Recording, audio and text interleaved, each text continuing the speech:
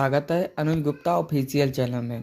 तो आज की वीडियो में आप लोगों के लिए कुछ खास निकल के आया हुआ है। जितने भी पेंशन लाभार्थी हैं, विधवा और दिव्यांग और वृद्धावस्था पेंशन धारकों के लिए नई सरकार ने घोषित की नई राहत। अब वो राहत क्या है और आप लोगों की पेंशन में भी बदलाव किया गया है, अभी मैं आप लोगों को फुल दिखाऊंगा। ये अपडेट देख लीजिए आप, 24 मार्च का अपडेट है।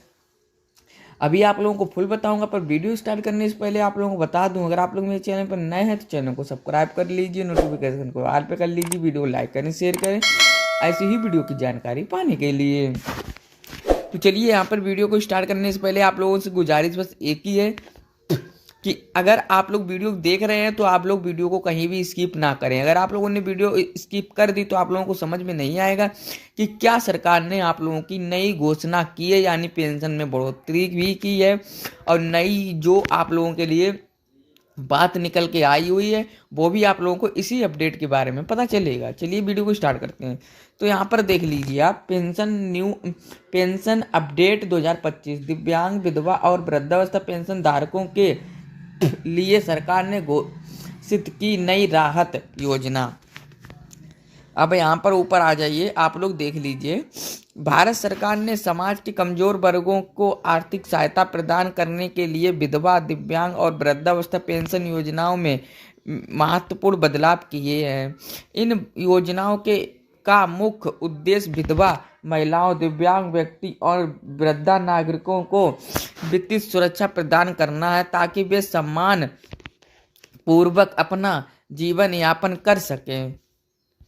इन योजनाओं में हाल के वर्षों में कई बदलाव हुए हैं, जिनमें पेंशन राशि में वृद्धि, पात्रता मानदंडों का सरलीकरण और आवेदन प्रक्रिया को ऑनलाइन करना शामिल है। सरकार का उद्देश्य इन योजनाओं को और अधिक प्रभावी बनाना है ताकि लाभार्थियों को समय पर पेंशन मिल सके।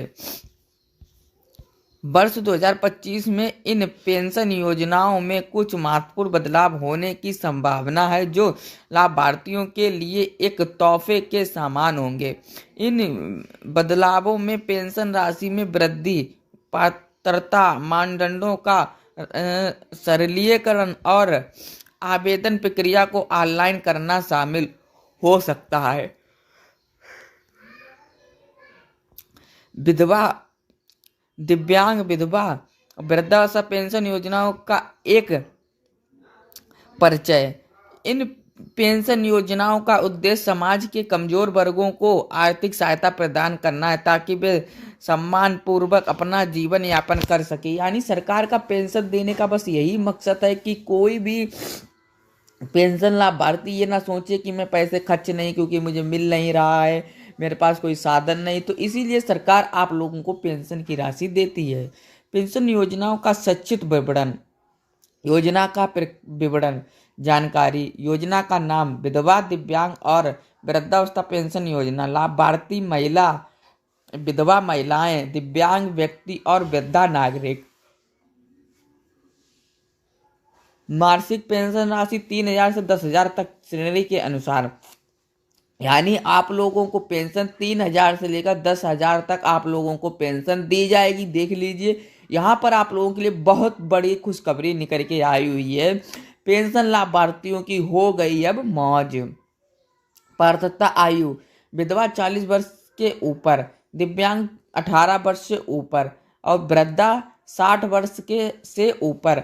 वार्षिक आय सीमा 1 लाख से कम, यानी 1 लाख से अगर आप लोगों की ज़्यादा हुई, अगर आप लोगों ने फार्म अप्लाई कर दिया तो आप लोगों का निरस्त हो जाएगा, फिर आप लोगों का फार्म दोबारा भी अप्लाई नहीं हो पाएगा।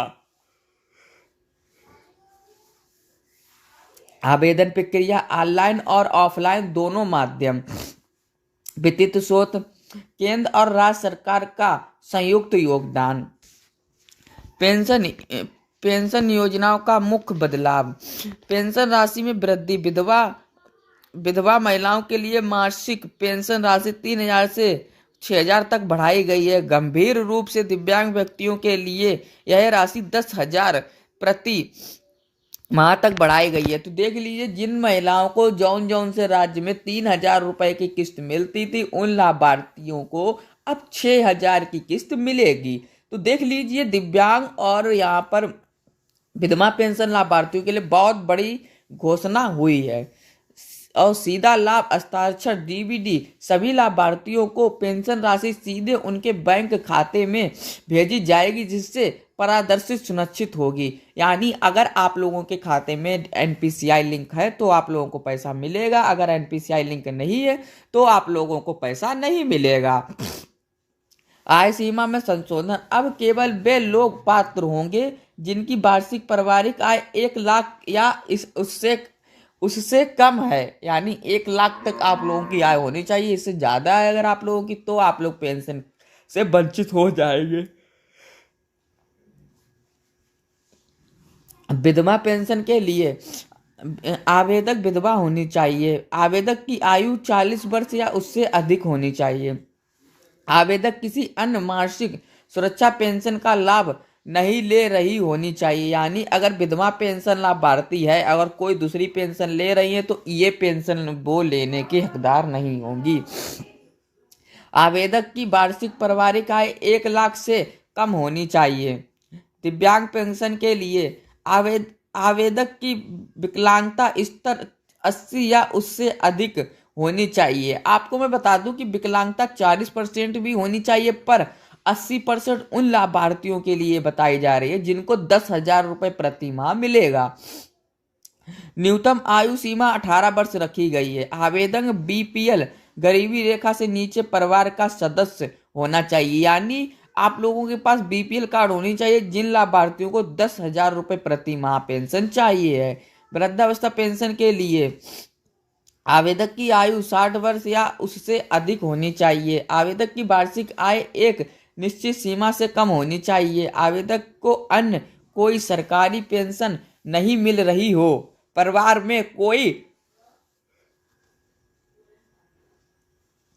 विवश कमाने वाला सदस्य नहीं होना चाहिए। कुछ राज्यों में आवेदन प्रक्रिया ऑनलाइन और ऑफलाइन दोनों माध्यम से की जा सकती है। आवेदकों को आवश्यक कागज जैसे कि आधार कार्ड, आयु प्रमाण पत्र, आय प्रमाण पत्र, बैंक पासबुक की फोटोकॉपी और पासपोर्ट साइज फोटो जमा करने होंगे। 2025 में संभावित बदलाव, वर्ष 2025 में इन पेंशन योजनाओं में कुछ महत्वपूर्ण बदलाव होने की संभावना है। पेंशन राशि में वृद्धि, कुछ राज्य सरकारों ने पहले ही पेंशन राशि में वृद्धि की घोषणा की है और अन्य राज्य सरकारें भी ऐसा कर सकती हैं। पात्रता मानदंडों का सरलीकरण, कुछ राज्य सरकारें पात्रता मानदंडों को सरल बनाने पर विचार कर रही हैं ताकि अधिक से अधिक लोग इन योजनाओं का लाभ उठा सकें। आवेदन प्रक्रिया को ऑनलाइन करना, कुछ राज्य सरकारें आवेदन प्रक्रिया को ऑनलाइन करने की योजना बना रही है ताकि लोगों को आसानी से आवेदन करने और पेंशन प्राप्त करने में मदद मिल सके। 1 मार्च 2025 से लागू होने जा रही है, जिसका उद्देश्य मौजूदा पेंशन प्रणाली को सरल और प्रभावी बनाना है। इस योजना के तहत न्यूनतम पेंशन राशि 10,000 प्रति माह होगी। के मुख्य बिंदु, लॉन्च की तारीख 1 मार्च 2025। लाभार्थी वृद्धा, विधवा, विकलांग। न्यूनतम पेंशन राशि 10,000 प्रति माह। योग्यता न्यूनतम 10 वर्ष की सेवा। महंगाई राहत भी शामिल हो सकती है। निष्कर्ष, इन पेंशन योजनाओं के माध्यम से सरकार समाज के कमजोर वर्गों को आर्थिक सहायता प्रदान कर रही है, जिससे वे अपना जीवन सम्मान पूर्वक जी सकें। इन योजनाओं में होने वाले बदलावों से लाभार्थियों को और अधिक लाभ मिलेगा और उन्हें बेहतर सामाजिक सुरक्षा प्रदान की जा सकेगी। ये आप लोगों के लिए बस ये इतना ही था। वीडियो अच्छी लगी तो वीडियो को लाइक करें, कमेंट करें, शेयर करें, चैनल को भी सब्सक्राइब करें ऐसी ही वीडियो की जानकारी पाने के लिए।